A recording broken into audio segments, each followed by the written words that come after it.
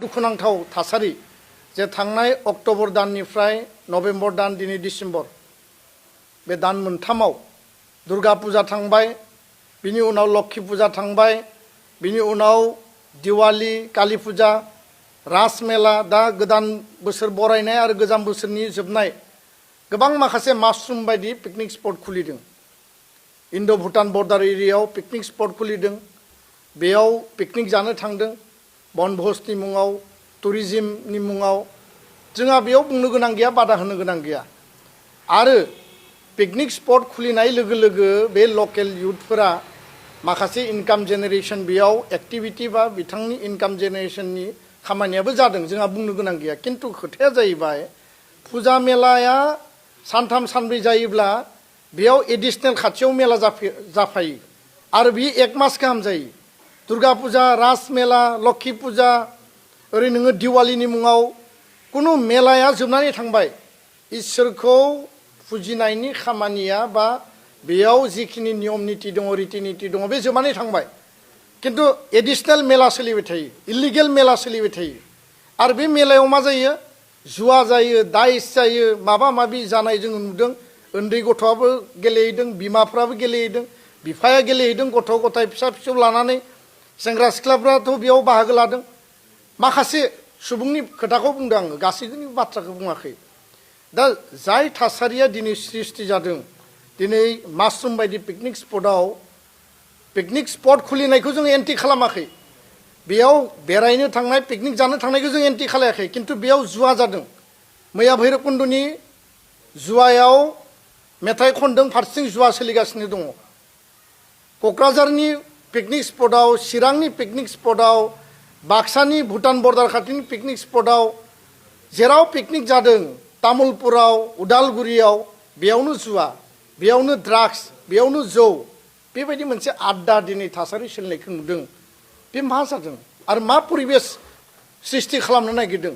थारैनो बे जोबोद दुखुनांथाव। जाय परिबेस परिस्थितिया सिगाङाव जोब्बायमोन, बेखौ जिर' डाउन खालामनो हाबायमोन, खमायनो हाबायमोन। किन्तु दिनै जौ जुवा पिकनिकआव माने बे दाइस होनाय आरो बेजों एन्टारटेनमेन्ट आरो एन्जयमेन्ट लानायनि जि मोनसे परिबेस परिस्थिति नुदों, थारैनो बेयो जोबोद दुखुनांथाव। खारन आइ रिभार फेस्टिभेलाव जागायजेनखालिनो सासे बाइकजों सौग्रावनानै जिउ जोबनो गोनां जादों। आरो लावहाटीनिफ्राय फैफिननाय जाय मटर साइकेलजों सानै मिसक्रेन्टफ्रा फैबाय, बे सुबुंफ्रानो साइमन किस्कुखौ देगारजों सुदों। गाबोन बहाबा जागोन, समफोर बहाबा जागोन। आरो बेफोरबायदि आनरुलि थासारिखौ मानो सृष्टि खालामनो नागिरदों? गभर्नमेन्ट लेस आरो प्रशासन लेस। कुनु बेयाव असिनि रल गैया, एसएसपि नि रल गैया, डिस्ट्रिक्ट एडमिनिस्ट्रेशननि रल गैया। तारमाने दिनै बे आनरुलि एन्टि ससियेल एक्टिभिटिखौ दिनै जानो होनाय बायदि थासारिखौसो जों नुदों। आरो बे थारैनो जोबोद दुखुनांथाव। दिनै जोंनि ओनसोलाव गोबां हारि माहारिनि आफादफोर दङ। आं रावबो आफादखौ सोंखारिनोबो नागिराखै, रायनोबो नागिराखै। बिराद गुनि गियानि बेक्ति दङ, पण्डितफोर दङ। जोंहा कनसियास सिटिजेन माखासे नागरिकफोर दङ, कनसियास दिनै बेक्तिफोर दङ, ससियेलि कनसियास, पलिटिकेलि कनसियास, गुबुन गुबुन बिथिङाव कनसियास। किन्तु दिनै बेफोर आनरुलि थासारिखौ नुनानै रावबो बाथ्रा बुङा, रावबो खुगा बेखेवा आरो रावबो बिनि सायाव हेंथा खालामग्रा मानसि गैया।